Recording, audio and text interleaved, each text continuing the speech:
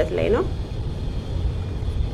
እንደምታዩኝ ነፍሰ ጡር ነኝ። እንዴት ልትሉ ትችላላችሁ? ምክንያቱም ጥያቄ የሚፈጠር ነገር ስለሆነ ማለት ነው። ታዲያ ይህን ነገር በድፍረት ልነግራችሁ ወደ እናንተ የመጣሁትኝ ብዙዎቹ ትማሩበታላችሁ ብዬ ስላሰብኩኝ ነው። በመጀመሪያ ስደትን መርጠን ስደት የምንመጣው ራሳችንን ለመቀየር ቤተሰባችንን ለመቀየር ነው። እንደ አማራጭ አስበን ስደት ላይ የምንመጣው። እዚህ ከመጣን በኋላ ግን አንዳንድ ነገሮች እንዳልሆኑ ይሆኑብናል። አውቀንም ይሁን ሳናውቅ ብዙ ነገር ይፈጠርብናል እና ከነዛ ነገሮች አንዱ የኔ ተግባር ነው ወይም እኔ ያደረኩት ነገር ነው። እሱ ምን መሰላችሁ? የምኖረው ጠለብ ቤት ነበረ። ጠለብ ቤት ስኖር አንድ ልጅ ተዋወቅና የልጄን አባት ማለት ነው እረፍት ሴትዮ ትፈቅድልኝ ነበርና እረፍት በመውጣበት ነው የተዋወቅነው ማለት ነው። ተዋወቅን፣ እናወራ ነበር፣ በጣም እናወራ ነበር። እያለን ተላመድን። ከዛ በኋላ ግን ቀጥታ ያሰብነው ሀሳብ ምን ነበረ? ከቤት ከዛ ወጥቼ አብረን መኖር እንደሚፈልግ ነገረኝ። እኔም ደግሞ ኦኬ ብዬ ተስማማው። እዛ ጋር ትልቅ እኔ ያላሰብኩትና ያላስተዋልኩት ነገር ምን እንደነበረ ታውቃላችሁ? ጥፊ ነበር ያለኝ ከምሰራበት ቤት ማለት ነው። ዲፍረቲ ቀባቴ akka kanatti gadi baatee dubbachuun keeyyuu dubartii cimtuu ta'uu kee agarsiisa. Maalumaafuu kuni namoota baay'ee irratti gizee baay'ee wanta oolu dhalleedha. Ati irraa baastee dubbatteefis namni irraan baratu namni keenya keessattuu anumaa wal qabatee ijoolleen shamaraa. Ashama harka fuudhee akkam jirtan obboleewwan koo nagaan rabbii lafaaf iddoo jirtanitti isiniif haa baay'attu. Hordoftoota chaanala kootii kan taatan marti keessanuu nagaa waaqayyoo isiniif haa ta'u. Akkam turtan akkam saa kana keessan an obboleettiin keessan nagaa guuturraa faa qaba. Nageenya na bukkee ture isin birallee haa jiraatu isiniin jecha namoonni chaanala kanaaf haaraa taatan subscribe like gochuudhaan maatii kootti dabalama. Kan maatii koo turtan immoo hanga yoona yaadawwan garaagaraatiin na deeggaraa turtan galatoomaa galata guddaa na biraa qabdan isiniin jechuu jaaladha.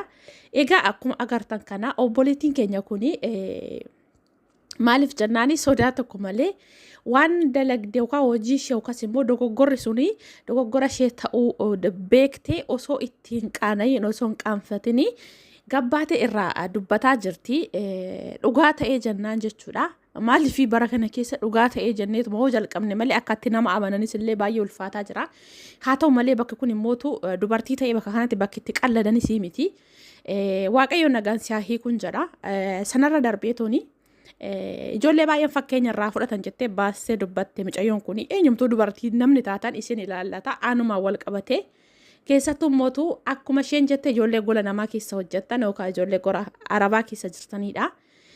Mucayyoon kun irra konfiidensii horattee gabbaatee dubbachuun silaa ani kanan ta'e takkan ta'e warreen kun immoo irraa haa baratanidha. Maaliif jennaani isheenis akkuma nama kamiitu akkuma nama keessanii nama gola madaamii keessa gola harabaa hojjettu turte.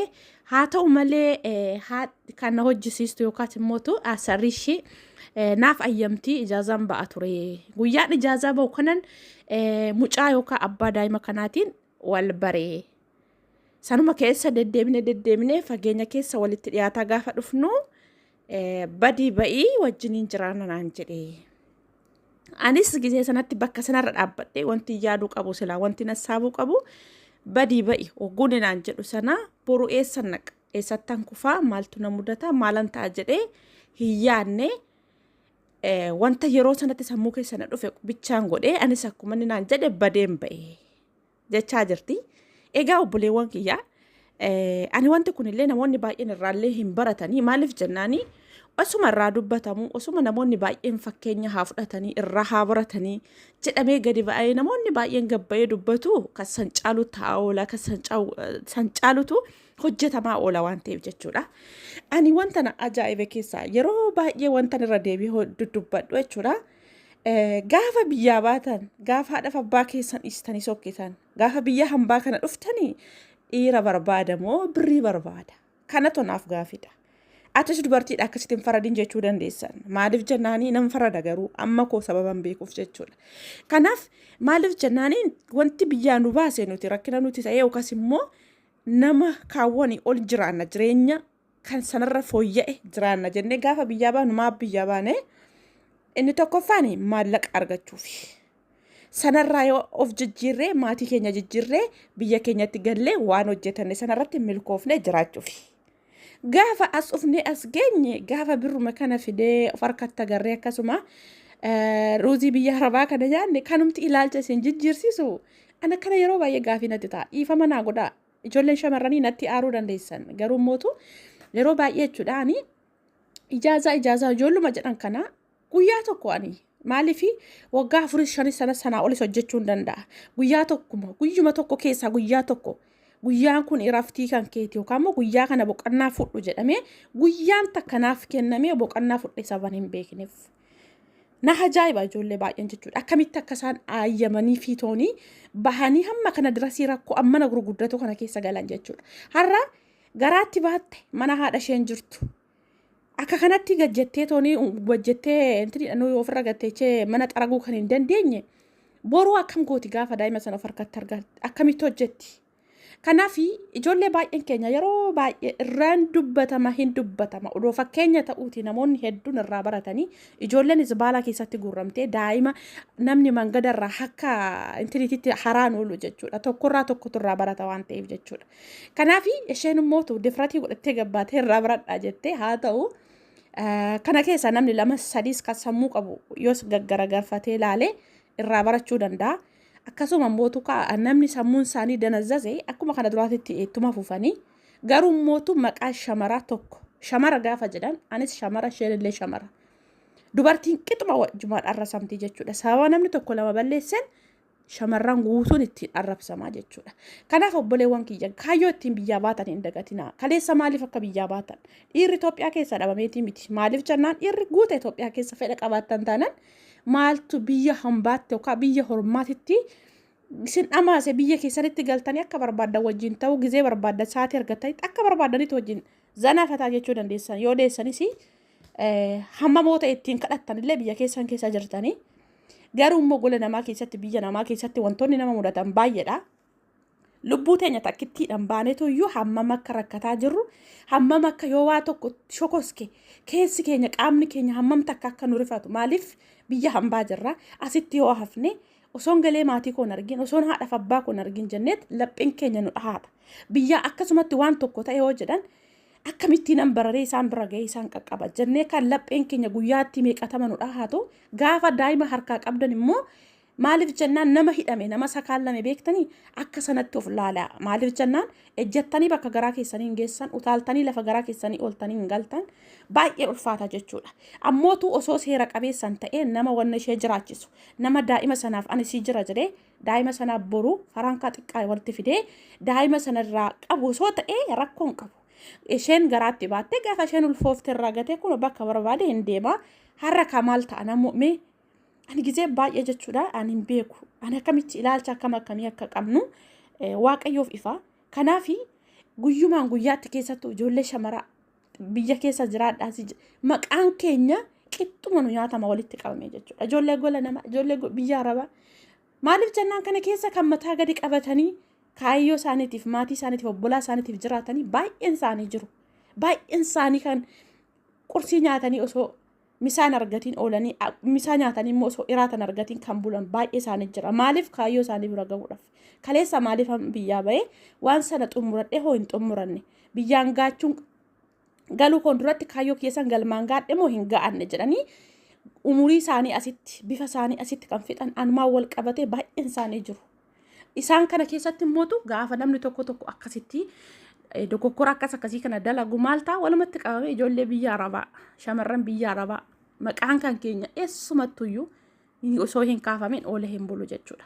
Kanaaf obboleewwan kiyya maaliif jennaanii dhiirri barbaaddanii tusaana Itoophiyaa keessa guuteera namuma biyya keessanii isin hawayyo isiniif wayyaa maaliif jennaanii bineensa ofii biyya ofii nama nyaate wayya bineensi biyya hormaa nama nyaachurra jechuudha. Itoophiyaa wiidhuma ta'eetuma yookaas immoo ijoolleedhuma keenya ta'ee nama biyya hambaarra akkuma waliin jiraatu yoo osoo ta'e maaliif jennaan oomanaaf hin godhu nan fayyadu namni asiisuun maaliif innis hojjetachuu biyyaa bahee maaf gufuu walitti taana isattis maafan gufuu ta'a innillee maaf natti gufuu ta'a maaliif namni wanti hundumti isaa darajaa eeggatee guyyaa qaba sadarkaa qaba. Maaltu akka dursuu qabu dura maaliif jennaani sababa keessaniin dhalli sun gara dachee kanaatitti dhuftee rakkachuu beela'uu dhoobachuu irraa jalqaba maaltu nu barbaachisa kaleessaa eessa hin dhufee maaliifan dhufee ammas immootu maaltu na barbaachisa ani daa'ima godhachuudhaaf bultii dhaabuudhaaf jedhameetoo hamma ta'e tokko namni akkuma sammuunsaa itti ajajatti fiigee dhaqee intini jechuu irratti kanaaf akkuma zim jenneetum akkuma agarreetti yaaduma xiqqishuudhaan fiignee waan akkasii itti galuurraa eessatti nu baasa maaltu nu baasa jedhanii osoo itti xiyyeeffatanii ilaalanii akka kanatti kufanii akka kanatti amma mootu iddoo dadhabbinaa kanatti ofiin argan jechuudha. Mucayyoon kun har'a eessatti galee fi erga darbe wantoonni isheen dalagde sun erga darbe har'a daa'ima garaatti baattee galee fi jira. Garuu hoo galeef immoo faayidaa hin qabu. Maaliif jennaani eenyummaa ishee kalee bakka kalee isaatti deebuu sababa hin dandeenyeef jechuudha. Kanaaf waan tokko wassanuudhaan yookaan murteessuudhaaf ariifachuurra eessatti na baasaa eessattan kufaa boru maaltu na mudata jettanii tooni osoo irra dhaabbattanii ilaaltanii baay'ee bareeda. Maaliif jennaani wanti hundumti isaa yeroo eeggatee guyyaa eeggatee inuma ta'a. Maaliif kan isiniif kaawwame eessumattuyyuu burmayyuu eessumayyuu hin dhaqu isin birallee taree nama biraaf hin ta'u jechuudha. Maaliif Waaqayyo gaafa nama uumu waan hundumaa qoodeen nama uume waan ta'e jechuudha. Kanaaf baay'een keessanii abaluu waan bultii dhaabee ijoollee godhateef abaluu waan akkas godheef jettanii tooni wantoota akkasii keessa maaliif akkasumas immootu jaalala yookaan fedhiin jedhamus hin jira. Sunis immootu yeroo qaba wanti hundumti isaatu akkasiin of qoxaaxartanitti yookaas immoo akkasiin of madaaltanitti hundumti isaatiyyuu sadarkaa isaa eeggachuu yookaas immootu yeroo itti kaayyeeffata san bira ga'uu hin dandeessan. Nama kaayyoo qabdan yookaan nama abjuuf mul'ata qabdan yoo taatanii waan kamsaayyuu obsaan dabarsuun hin danda'ama jechuudha. Sirriidha. Namoonni baay'een jechuudha gaafa isin bukkeetti wantoota bakka jiramii namni tokko kan osoo dhakka abaluutitti ani yoo amma uumin jiraadha maaliifan gaa'ila hin dhaabne maafan hiriyaan godhanne maafan nama tokko dhiiraa walitti dhufeetoo bultiin dhaabne jedhanii kan yaadan kan dafanii murteessan baay'ee isaanii jira. Kanaaf sun immoo maal isin godhaa eenyumaa gaditti kuffiseet isin hambisaa isin sakaalaa gufuu isinitti ta'a jireenya keessan boruutitti gufuu isinitti ta'a jechuudha. Kanaaf kan biyyaa baane dhiira dhabnee osoo hin taane maallaqa dhabneeti. Hojjetannee of jijjiiruuf maallaqaaf malee dhiirri Itoophiyaa keessaa dhabameetis miti. Akkasumas immoo Itoophiyaa keessa gaafa jirtanis namni bultiin dhaabinii hin jiraatinii jaalala hin uumisin hin jedhe hin jiru. Garuu gola namaa keessatti biyya namaa keessatti namoonni wantoota akkasii kan maaliif madaamiin keessanuu nama gaarii taate ijaazaa isiniif keete ka ijaazaa guutanii haa ta'u ba'a ijoollee obbolaa keessan hiriyoota keessan argaa galaa garuu mootu murteessaadhaaf wantoota akkasii keessa galuudhaaf biyaansi yeroo dheeraa ofitti fudhadhaatii laalaa namni sun na fidaa boru karaatti nagatuu danda'a na jiraachisuu danda'a waan jedhu itti yaada gizumaa hundarraa dubbatama wanti karaa kanaa wal qabate garuu kan san caalu irrumarraa dubbatamu daa'imni akka ilbiisa akka qoshaashaatittis baalaa keessatti gandaa keessatti gatamaa oolti jechuudha. Kanaaf tun immoo mucayyooni konfidensii godhatteetumayyuu garaatti baattee as baatee irraa baradhaa jechuu ishee maaliif ani miidhameera namni biraa immoo hin miidhamini. Ani dogoggoreera namni biraa hin dogoggorini irraa haa baratanii waan jedhuudhaaf baastee walumaa galatti anis irraa bareedaa yookaas immoo irraa dubbachuudhaaf narraa bareedeeti miti. Garuu mootu barumsichi waan isin fayyadu jedheen as baase jechaa jirti isheen iyyuu Waaqayyo nagaan ishee hiiku walumaa galatti nagaan hiikamtee fayyaa taatee naani waan hunduma isaatiyyuu rabbi harka jira. Waaqayyo karaa tokko yoo miidhamte karaa tokko immoo ishee kaasuu danda'a. Ilmoodhuma sanarraan immoo rabbiin isheedhaaf dabarsuu danda'a hin beekamu. Kanaaf obboleewwan kiyya haasaa isinitti hin dheeressu kun yeroo baay'ee irrumaa dubbatamaa garuu hammi irraa baratan immoo harka xiqqoodha. Harki guddaan garuu kan san caalu balleessaa kan san caalu dogoggoraadha kan oolan malee irraa baratanii ani wanti akkanii sunuma sirriisaa dhaabbatee yerootti ji'a torbee guyyaarraan wantoota akkasii osoo hin dhaga'amin oolee bulee hin beeku biyya keessas ta'e ala sirriitti jechuudha wanti kun. Kanaaf walumaa galatti Waaqayyo nama karaa isaa yaadatu nu haa taasisu. Kaleessa isaa akka baane nama sammuu keenyatti xinxaalee tooni abjuu keenya kaleessa ittiin biyyaa baane sana nama galmaan ga'atu rabbiin nu haa taasisu. Hunda keenya iyyuu Waaqayyo biyya hambaatti nu hambisini nagaan biyya keenyatti nu haa galchuun isiniin jedha.